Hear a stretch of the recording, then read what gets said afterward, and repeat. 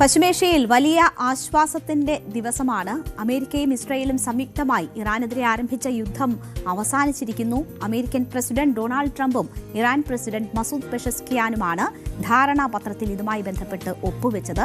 60 ദിവസത്തിനുള്ളിലാണ് അന്തിമ കരാർ രൂപപ്പെടുക. ഇറാൻ വിജയക്കൊടി പാറിച്ചു എന്ന് ഇറാന്റെ അവകാശവാദം ഇതിനോട് പിന്നാലെ വരുന്നുണ്ട്. മുഹമ്മദ് ബാഗർ ഖാലിബാഫ് തന്നെ ഈ അവകാശവാദം ഇറാന് വേണ്ടി ഉന്നയിക്കുന്നുണ്ട്. കരാർ ലംഘിച്ചാൽ അതേസമയം ഇറാനെ തീർത്ത് കളയുമെന്ന ട്രംപിന്റെ ഭീഷണിയും അവിടെയുണ്ട്. കരാർ ഒപ്പിട്ടു എന്ന് പറയുമ്പോഴും ധാരണയുടെ ഓരോ ഘട്ടവും ഓരോ നീക്കങ്ങളും ഇനിയും നിർണായകമാകും എന്നതാണ് ഈ അഭിപ്രായങ്ങൾ അല്ലെങ്കിൽ ഈ അഭിപ്രായ പ്രകടനങ്ങളും അവകാശവാദങ്ങളും സൂചിപ്പിക്കുന്നത്. അപ്പോൾ ഈ കരാർ എന്തൊക്കെയാണ് ഇതിലെ ധാരണകൾ, ആർക്കാണ് ഇതിൽ നേട്ടം, ഇതൊക്കെയാണ് നമ്മൾ ഇനി പരിശോധിക്കാൻ പോകുന്നത്. കരാറിലെ പ്രധാനപ്പെട്ട വ്യവസ്ഥകൾ എന്തൊക്കെയെന്ന് നോക്കാം. 14 കാര്യങ്ങളാണ് ഈ കരാറിൽ പറഞ്ഞിട്ടുള്ളത്. 16 വ്യവസ്ഥകളാണ് ഈ കരാറിൽ ഉൾപ്പെട്ടിട്ടുള്ളത്. അതിൽ ലെബനൻ അടക്കം എല്ലാ വിഭാഗങ്ങളും സൈനിക നടപടികൾ അടിയന്തരമായി അവസാനിപ്പിക്കും എന്നത് പറയുന്നുണ്ട്. 60 ദിവസത്തിനുള്ളിൽ അന്തിമ കരാറിലെത്തണം എന്നതാണ് നിർദ്ദേശിക്കുന്നത്. ഇറാൻ ഒരിക്കലും ആണവായുധം വികസിപ്പിക്കില്ല. ഇറാനിലുള്ള സമ്പുഷ്ടീകരിച്ച യുറേനിയം IAEAയുടെ മേൽനോട്ടത്തിൽ മാറ്റും എന്നതാണ് പ്രധാനപ്പെട്ട ഒരു നിർദ്ദേശം. ഇറാന്റെ പുനരുദ്ധാരണത്തിനും സാമ്പത്തിക വികസനത്തിനുമായി $30,000 കോടി ഫണ്ട് എന്നത് പ്രധാനപ്പെട്ട ഒരു വ്യവസ്ഥയാണ്. ഇറാനെതിരെയുള്ള എല്ലാ ഉപരോധങ്ങളും അമേരിക്ക നീക്കും എന്നത് ഈ വ്യവസ്ഥയിൽ പറയുന്നുണ്ട്. ഹോർമുസ് കടലിടുക്ക് തുറക്കും. 60 ദിവസത്തേക്ക് ഹോർമുസിൽ ടോൾ നൽകേണ്ടതില്ല. ഈ 60 ദിവസത്തിനുള്ളിലാണ് മറ്റ് പ്രധാനപ്പെട്ട ചർച്ചകളൊക്കെ നടക്കുന്നത്. ആ ഘട്ടത്തിൽ ടോൾ നൽകേണ്ടതില്ല എന്നതാണ് വ്യവസ്ഥ. ഇറാനിൽ ഏർപ്പെടുത്തിയ നാവിക വിലക്ക് അമേരിക്ക 30 ദിവസത്തിനുള്ളിൽ അവസാനിപ്പിക്കും എന്നും പറയുന്നു. അതുവരെ യുദ്ധത്തിന് മുൻപ് ഇറാനിലേക്കുണ്ടായിരുന്ന ഗതാഗതത്തിന് ആനുപാതികമായ കപ്പലുകൾക്ക് അനുമതി നൽകാനും ധാരണയുണ്ട്. പക്ഷേ പിന്നീട് ഒമാനും മറ്റ് ഗൾഫ് രാജ്യങ്ങളുമായി ചർച്ച ചെയ്ത് ഹോർമിസ് നടത്തിപ്പുമായി ബന്ധപ്പെട്ട് വിശാലമായ കരാറിൽ ഇറാൻ എത്തും എന്നതാണ് മനസ്സിലാക്കുന്നത്. അപ്പോൾ ഈ ഒരു ധാരണാപത്രം ഇന്നലെ G7 ഉച്ചകോടിക്കിടെ ആണ് ട്രംപ് ഒപ്പുവെക്കുന്നത്. ഇതിനോടുള്ള ഇറാന്റെ ആദ്യ പ്രതികരണം കരാറിന്റെ അന്തിമ രൂപത്തിൽ ഇരു രാജ്യങ്ങളുടെയും പ്രസിഡന്റുമാർ ഒപ്പുവെച്ചതായി ഇറാന്റെ വിദേശകാര്യ മന്ത്രാലയ വക്താവ് ഇസ്മായിൽ ബഖായി ആണ് വ്യക്തമാക്കുന്നത്, സ്ഥിരീകരിക്കുന്നത്. എന്നിട്ട് ഇനി കരാർ എത്രത്തോളം കൃത്യമായി നടപ്പിലാക്കുമെന്ന് പരിശോധിക്കേണ്ട സമയമാണ് എന്നത് അദ്ദേഹം കൂട്ടിച്ചേർത്തു. അതായത് കരാർ എന്ന് പറയുന്നത് ആ ഒപ്പിട്ട പേപ്പറല്ല, അതിൽ പറഞ്ഞിരിക്കുന്ന കാര്യങ്ങളുടെ ഇംപ്ലിമെന്റേഷൻ ആണ് എന്നതാണ്, അതാണ് പ്രധാനം എന്നതാണ് ആ പ്രതികരണത്തിലൂടെ ഇറാൻ വ്യക്തമാക്കിയത്. Iran parliament speaker Mohammad Baqer ഖാലിബാഫിന്റെ പ്രതികരണം കുറച്ചുകൂടി കടുപ്പിച്ചുള്ളതായിരുന്നു. ഈ കരാർ അമേരിക്കയുടെ പരാജയത്തിന്റെ രേഖയെന്നാണ് ഖാലിബാഫ് പറഞ്ഞത്. യുദ്ധത്തിൽ ഇറാൻ വിജയക്കൊടി പാറിച്ചു എന്നും ഖാലിബാഫ് അവകാശപ്പെട്ടു. അപ്പോൾ ഇറാന്റെ ഭാഗത്തു നിന്നുണ്ടാകുന്ന പ്രതികരണങ്ങൾ ഈ കരാറിലേക്ക് അമേരിക്ക എത്തിയത് ഇറാന്റെ വിജയം ആണ് എന്നതാണ് നമ്മൾ ദൃശ്യങ്ങളിൽ കാണുന്നത്. ഈ കരാർ ഒപ്പിട്ട ദൃശ്യങ്ങളാണ്. ഇമ്മാനുവൽ മാക്രോണിന്റെ സാന്നിധ്യത്തിലായിരുന്നു ഈ കരാറിൽ അമേരിക്കയും ഇറാനും ഒപ്പുവെച്ചത്.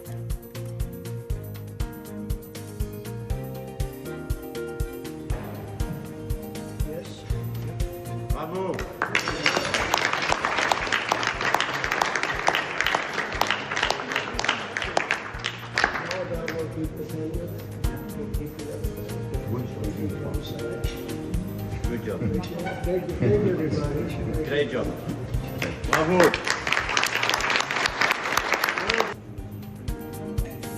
അപ്പോൾ അങ്ങനെ ഈ കരാർ യാഥാർത്ഥ്യമായിരിക്കുകയാണ്. ട്രംപിന് ഇതുമായി ബന്ധപ്പെട്ട് പറയാനുള്ളത്, ട്രംപ് ഈ കരാർ ഒപ്പിടും മുൻപ് തന്നെ ഇറാൻ കരാർ ലംഘിച്ചാൽ ഉണ്ടാകുന്ന പ്രത്യാഘാതം എന്തായിരിക്കുമെന്നത് സൂചിപ്പിച്ചിരുന്നു. പ്രത്യാഘാതം വലുതായിരിക്കുമെന്നതാണ് ട്രംപ് കരാർ ഒപ്പിടും മുൻപ് തന്നെ ഇറാന് മുന്നറിയിപ്പ് നൽകിയിരുന്നത്. All hell will rain down എന്നാണ് ട്രംപ് പ്രയോഗിച്ചത്. അതായത് നരകം തന്നെ ഇറാനിൽ പെയ്തിറങ്ങും ഈ കരാർ ലംഘനം ഉണ്ടായാൽ എന്ന സൂചന ട്രംപ് നൽകിയിരുന്നു. കരാർ ഒപ്പിട്ടതിന് ശേഷം പ്രതികരിക്കുമ്പോൾ ഇറാൻ കരാർ ലംഘിക്കുമെന്ന് താൻ ആഗ്രഹിക്കുന്നില്ല എന്നാണ് ട്രംപ് പറയുന്നത്. അവർ കരാറിനെ മാനിക്കണമെന്നാണ് താൻ ആഗ്രഹിക്കുന്നത് എന്ന് ട്രംപ് പറയുന്നു. ഇറാനികളെ ബുദ്ധിശാലികളായ ആളുകളാണ് എന്ന് ട്രംപ് വിശേഷിപ്പിച്ചു. വാക്ക് പാലിച്ചില്ല എങ്കിൽ കനത്ത ആക്രമണം നേരിടേണ്ടി വരും എന്ന് ട്രംപ് ആവർത്തിക്കുക കൂടി ചെയ്തു. അപ്പോൾ ഇറാനെ ഇതിൽ വാക്ക് പാലിക്കാൻ വേണ്ടി പ്രേരിപ്പിക്കുകയും അതേസമയം പാലിച്ചില്ലെങ്കിൽ വലിയ തിരിച്ചടി ഉണ്ടാകുമെന്ന് ഓർമ്മിപ്പിക്കുകയുമാണ് ഈ ധാരണാപത്രം ഒപ്പിട്ടതിന് ശേഷം ട്രംപ് ചെയ്തത്.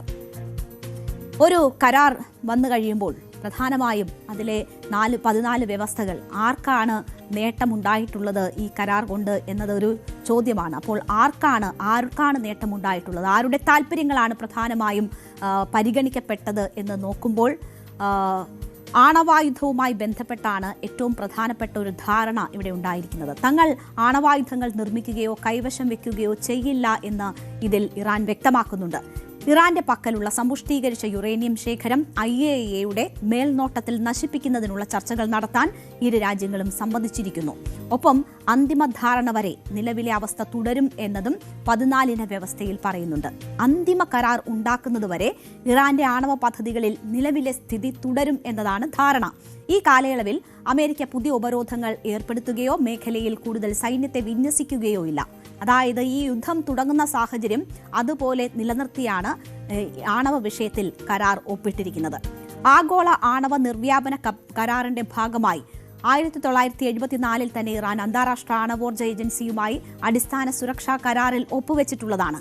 2025 ജൂണിൽ ഇറാന്റെ ആണവ നിലയങ്ങൾക്ക് നേരെ ഇസ്രായേലും അമേരിക്കയും നടത്തിയ സൈനികാക്രമണങ്ങൾക്ക് പിന്നാലെ ഇറാൻ പാർലമെന്റ് IAEAയുമായുള്ള സഹകരണം താൽക്കാലികമായി നിർത്തിവെക്കാൻ ഉത്തരവിട്ടിരുന്നുവെങ്കിലും ആണവായുധം നിർമ്മിക്കാൻ ആഗ്രഹിക്കുന്നില്ല എന്ന് ഇറാൻ എപ്പോഴും വ്യക്തമാക്കിയിട്ടുണ്ട്. അതൊക്കെ തന്നെയാണ് ഇപ്പോൾ ഉൾപ്പെട്ടിട്ടുള്ള ഈ ധാരണാപത്രത്തിലും പറയുന്നത്. അത്രമാത്രമാണ് ആ വിഷയത്തിൽ ഇപ്പോൾ ലഭിച്ചിട്ടുള്ള ഉറപ്പ്. മറ്റൊന്ന് ഹോർമുസുമായി ബന്ധപ്പെട്ടാണ്. യുദ്ധത്തിന് മുൻപ് തുറന്നു കിടന്നിരുന്ന വഴിയാണ് ഹോർമുസ്. അപ്പോൾ ആ ഹോർമുസിൽ എന്താണ് ധാരണയെന്ന് നോക്കിയാൽ ഈ യുദ്ധം തുടങ്ങിയതിന് ശേഷമാണ് ഹോർമുസിൽ ഇറാൻ പിടിമുറുക്കിയതും ടോൾ ഏർപ്പെടുത്തിയതും ഒക്കെ. അമേരിക്ക ഇതിനെതിരെ നാവിക ഉപരോധം ഏർപ്പെടുത്തുകയും സമ്മർദ്ദ തന്ത്രം പ്രയോഗിക്കുകയും ഒക്കെ ചെയ്തിരുന്നു. പക്ഷേ ഇറാൻ അയഞ്ഞില്ല. ധാരണാപത്രത്തിൽ ഒപ്പുവെക്കുന്നതോടെ US തങ്ങളുടെ നാവിക ഉപരോധം നീക്കം ചെയ്യാൻ ആരംഭിക്കും. 30 ദിവസത്തിനുള്ളിൽ ഇത് പൂർണ്ണമായും അവസാനിപ്പിക്കും എന്നതാണ് ഈ കരാറിൽ പറയുന്നത്. അന്തിമ കരാർ ഒപ്പിട്ട് 30 ദിവസത്തിനകം ഇറാന്റെ പരിസര പ്രദേശങ്ങളിൽ നിന്ന് അമേരിക്കൻ സൈന്യത്തെ പിൻവലിക്കും. കപ്പൽ ഗതാഗതം പുനഃസ്ഥാപിക്കൽ കരാറിലെ നിർണായക നിർദ്ദേശമാണ്. പേർഷ്യൻ ഗൾഫ് മുതൽ ഒമാൻ വരെയുള്ള ഭാഗങ്ങളിൽ വാണിജ്യ കപ്പലുകളുടെ സുരക്ഷിതവും സൗജന്യവുമായ സഞ്ചാരത്തിന് ഇറാൻ ആദ്യ 60 ദിവസത്തേക്ക് സൗകര്യമൊരുക്കും. അത് പ്രത്യേകം പറയുന്നുണ്ട്. ഈ 60 ചർച്ചകൾ നടക്കുന്ന 60 ദിവസത്തേക്കാണ് ഇറാൻ പൂർണ്ണമായും ഹോർമുസ് തുറന്നു കൊടുക്കുക. സാങ്കേതിക സൈനിക തടസ്സങ്ങളും മൈനുകളും 30 ദിവസത്തിനകം ഇറാൻ നീക്കം ചെയ്യും. ഹോർമുസ് കടലിടുക്കിന്റെ ഭാവി ഭരണത്തെക്കുറിച്ച് ഒമാൻ ഉൾപ്പെടെയുള്ളവരുമായി ഇറാൻ ചർച്ച നടത്തും. അതായത് തുറന്നു കിടന്ന ഹോർമുസിൽ ടോൾ ഏർപ്പെടുത്തുന്നതുൾപ്പെടെയുള്ള സാധ്യതകൾ നിലനിൽക്കുന്നു എന്നതാണ്. ഒമാനുമായി ചർച്ച ചെയ്തായിരിക്കും ഇക്കാര്യത്തിൽ തീരുമാനമുണ്ടാകുക. 60 ദിവസത്തെ സമയം ഇറാന് ഇതിന് കിട്ടും. അതായത് ഹോർമുസിലെ പിടി ഇറാൻ വിടുന്നില്ല. ഇറാന്റെ മേധാവിത്വം ഉറപ്പിച്ചുകൊണ്ടാണ് അവിടെ തീരുമാനം എടുത്തിട്ടുള്ളത്, അല്ലെങ്കിൽ ധാരണാപത്രം ഒപ്പിട്ടിരിക്കുന്നത് എന്നത് വളരെ വ്യക്തമാണ്. മറ്റൊന്ന്, ഇറാന്റെ ഏറ്റവും പ്രധാനപ്പെട്ട ആവശ്യങ്ങളിൽ ഒന്നായിരുന്നു പുനർനിർമ്മാണം. ഇറാന്റെ ഏറ്റവും പ്രധാനപ്പെട്ട ആവശ്യമായിരുന്നു തങ്ങളെ ആക്രമിച്ച് നാശനഷ്ടങ്ങൾ വരുത്തിവെച്ച അമേരിക്കയും ഇസ്രയേലും നഷ്ടപരിഹാരം നൽകണം എന്നതായിരുന്നു ആ ആവശ്യം. ഇറാന്റെ സാമ്പത്തിക പുനർനിർമ്മാണത്തിനായി സഖ്യകക്ഷികളുമായി ചേർന്ന് കുറഞ്ഞത് $300 ബില്യൺ പദ്ധതി അമേരിക്ക തയ്യാറാക്കും എന്നതാണ് ഈ ധാരണാപത്രത്തിൽ പറയുന്നത്. അതായത് $30,000 പദ്ധതി.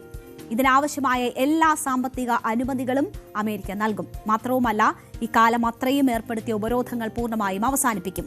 ഐക്യരാഷ്ട്ര സുരക്ഷാ കൗൺസിലിൽ പ്രമേയങ്ങൾ, IAEA തീരുമാനങ്ങൾ, US-ന്റെ പ്രൈമറി സെക്കൻഡറി ഉപരോധങ്ങൾ അന്തിമ കരാറിന്റെ അടിസ്ഥാനത്തിൽ ഇവയൊക്കെ പൂർണ്ണമായും റദ്ദാക്കും. ഈ യുദ്ധത്തിന്റെ ആദ്യ ദിവസങ്ങളിൽ തന്നെ അമേരിക്ക $11,330 കോടി ചെലവാക്കിയത്. 100 ദിവസം പിന്നിടുമ്പോൾ ആ ചിലവ് പല മടങ്ങായി ഉയർന്നിട്ടുണ്ട്. $63,000 കോടി മുതൽ $1,00,000 കോടി വരെ അമേരിക്ക ഈ യുദ്ധത്തിന് വേണ്ടി ഇതിനോടകം ചെലവഴിച്ചു എന്നതാണ് അമേരിക്കയിലെ തന്നെ ഡെമോക്രാറ്റിക് നേതാക്കൾ ആരോപിക്കുന്നത്.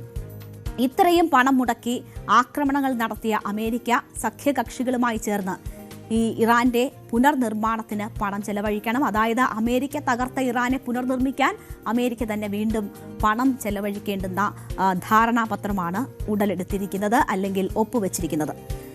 എന്നാൽ ട്രംപിന് അവകാശപ്പെടാനും ചിലത് ഈ കരാറിന്റെ ഭാഗമായിട്ടുണ്ട്.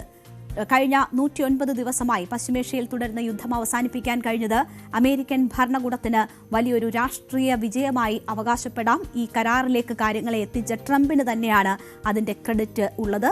പ്രത്യേകിച്ച് ഇസ്രയേൽ ഇപ്പോഴും ഈ കരാറിന്റെ ഭാഗമാകാൻ തയ്യാറെടുക്കുന്നില്ല. ഇസ്രയേൽ അവരുടെ നിലപാടുകൾ തുടരുകയാണ്. ഇസ്രയേൽ അമേരിക്കയുമായി അകൽച്ചയിലാണ് എന്ന് തന്നെ പറയാം.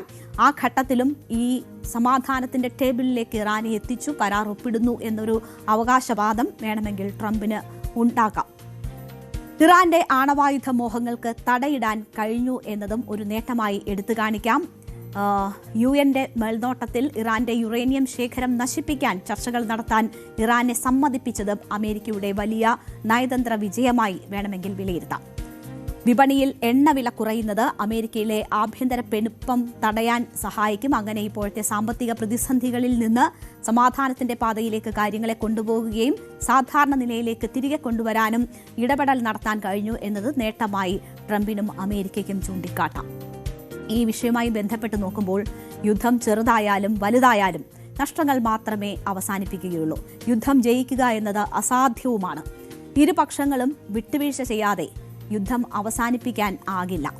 ഇവിടെ ജയപരാജയങ്ങൾക്കപ്പുറം ലോകത്തിനെ ആകെ സാമ്പത്തിക പിരിമുറുക്കത്തിലാക്കിയ, ഊർജ്ജ പ്രതിസന്ധിയിലാക്കിയ, നിരവധി ജീവനുകൾ കവർന്ന യുദ്ധം ഏതു വിധേനയും അവസാനിപ്പിക്കേണ്ടത് അത്യാവശ്യമായിരുന്നു. അവിടെ വിട്ടുവീഴ്ചകൾക്ക് ഇരു രാഷ്ട്രങ്ങളും തയ്യാറായത് സ്വാഗതം ചെയ്യപ്പെടേണ്ടതാണ്. വ്യവസ്ഥകൾ പാലിച്ച് ശാശ്വത സമാധാനം ഉറപ്പിക്കുന്ന തരത്തിൽ സമാധാന ചർച്ചകൾ പൂർത്തിയാകട്ടെ എന്ന് നമുക്ക് ആശിക്കാം. പശ്ചിമേഷ്യയിൽ സമാധാനം ഉറപ്പാകട്ടെ.